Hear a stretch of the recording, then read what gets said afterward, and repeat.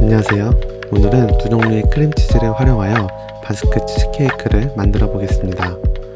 바스크 치즈케이크는 고온에서 구워 까맣게 그을린 표면이 특징인 치즈케이크인데요. 특유의 스모키한 향과 꾸덕한 식감으로 인기가 많은 디저트입니다. 이러한 바스크 치즈케이크를 위해 제가 사용한 크림치즈는 끼리 크림치즈입니다. 일반적으로 우리에게 익숙한 크림치즈는 필라델피아 크림치즈인데요.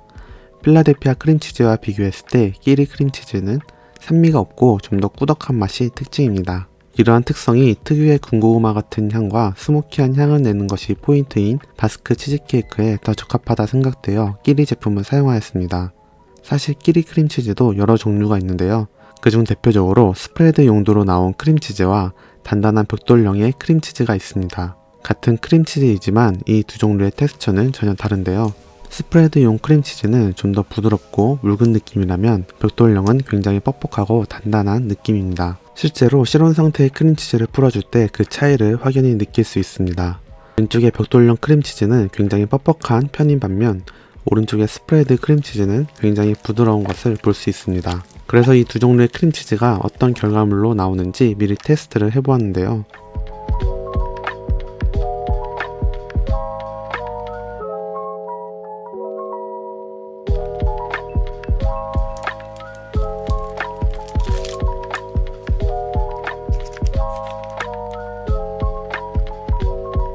먼저 두 종류를 비교해보면 스프레드형 크림치즈의 케이크는 식감이 정말 별로였어요.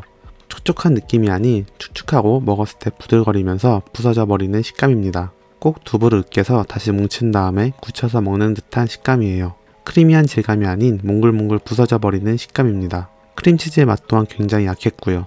반면 벽돌형 크림치즈의 케이크는 굉장히 크리미하면서 녹진한 맛이었습니다. 일반적인 바스크 치즈케이크의 맛과 식감을 가지고 있는데요. 크림치즈의 맛도 훨씬 강하고 껍질 부분의 스모키한 향과 크림치즈의 맛과 녹진한 식감이 굉장히 잘 어우러지는 맛이었습니다. 이러한 차이로 치즈케이크를 만들 땐 벽돌형으로 된 크림치즈를 구입해야 하는데요. 그러나 사실 동네 마트에서 쉽게 볼 수 있는 치즈는 대부분 이러한 스프레드형의 크림치즈입니다.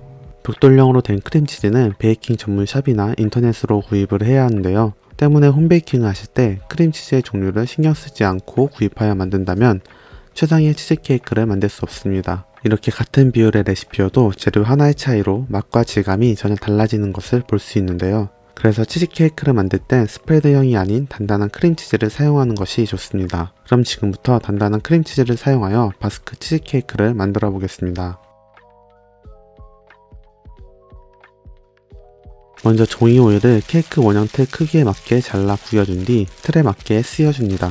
바스크 치즈케이크는 투박하게 나왔을 때가 더 자연스럽기 때문에 이렇게 종이 오일을 구겨줌으로써 케이크 옆면이 울퉁불퉁하게 나올 수 있도록 해줍니다. 그럼 실온에 미리 꺼내둔 크림치즈를 잘 풀어줍니다.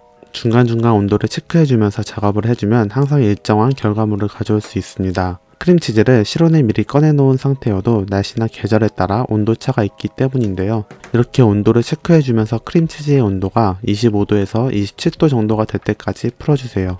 온도가 낮을 땐 뜨거운 물에 받쳐서 살짝만 풀어줘도 금방 온도가 올라갑니다. 크림치즈를 부드럽게 풀어주면서 26도가 되었으면 이제 작업을 시작합니다. 풀어진 크림치즈에 설탕을 넣어 잘 섞어줍니다. 계란과 바닐라 익스트랙은 미리 섞어주시고요. 계란의 온도도 크림치즈의 온도와 비슷하게 해주셔야 합니다. 이렇게 실온 상태의 계란을 3번에 걸쳐 크림치즈와 섞어주세요. 만약 온도가 맞지 않아 크림치즈 반죽이 분리가 나게 되면 치즈케이크를 구울 때 기름이 많이 새어나오게 되는데요. 가끔 치즈케이크의 표면이 기름으로 얼룩진 자국이 생기거나 바닥에 기름이 새어나오는 경우 등이 반죽이 분리된 상태에서 구워졌기 때문입니다. 이렇게 크림치즈와 계란이 매끈하게 잘 섞였으면 생크림을 넣어줍니다. 이때 생크림의 온도도 반죽의 온도와 비슷한 온도에서 넣어주시는 것이 좋습니다. 생크림과 반죽들을 잘 섞어주시고요. 공기가 너무 많이 들어가 과도한 기포방울들이 생기지 않게 해주세요. 만약 이때 반죽에 공기가 많이 들어가게 되고 그 상태에서 높은 온도에 굽게 되면 식었을 때 케이크 표면이 매끈하게 나오지 않고 울퉁불퉁하게 기포방울 모양들이 형성된 상태로 굽게 됩니다. 때문에 치즈케이크 반죽에 기포가 많이 들어가지 않게 해주는 것이 좋습니다. 반죽이 매끈하게 섞였으면 마지막으로 박력분을 섞어줍니다. 이때는 반죽의 일부를 덜어 박력분과 섞어 페이스트 질감으로 만들어 주는데요. 이렇게 함으로써 날가루가 뭉쳐있는 것을 방지하고 반죽이 더 잘 섞이게 해줍니다.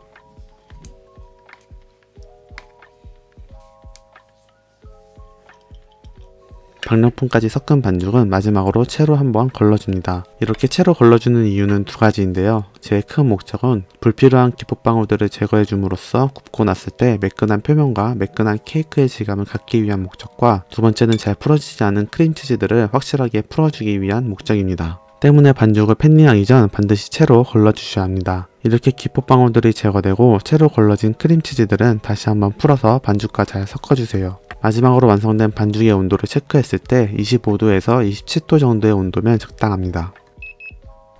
반죽을 케이크 틀에 부어주시고 230도에서 25분 그리고 210도에서 10분간 익혀줍니다. 이렇게 잘 익은 치즈케이크는 틀에서 바로 빼지 말고 이 상태로 식을 때까지 실온에 둬야 하는데요. 실온에서 열기가 다 빠지면 냉장고에서 차갑게 식힌 후 종이 오일을 제거해줘야 합니다. 만약 뜨거운 상태에서 종이 오일을 제거하게 되면 아직 단단하지 않은 치즈케이크가 종이 오일에 붙어 다 뜯겨버리게 됩니다. 이렇게 완성된 치즈케이크를 시식할 땐 만들고 나서 하루 동안 냉장고에서 숙성을 한 뒤 다음날 드시는 것이 가장 좋습니다. 첫날 만들고 먹었을 때보다 하루 숙성한 뒤 다음날 먹었을 때 맛이 더 진하고 식감도 더 꾸덕해지는 차이가 있었는데요. 때문에 반드시 하루 동안 냉장 숙성을 하시고 난 뒤 드시는 것이 좋습니다. 이상 바스크 치즈케이크에 대해 알아보았는데요. 이 영상이 유익하셨다면 좋아요와 구독을 눌러주세요. 감사합니다.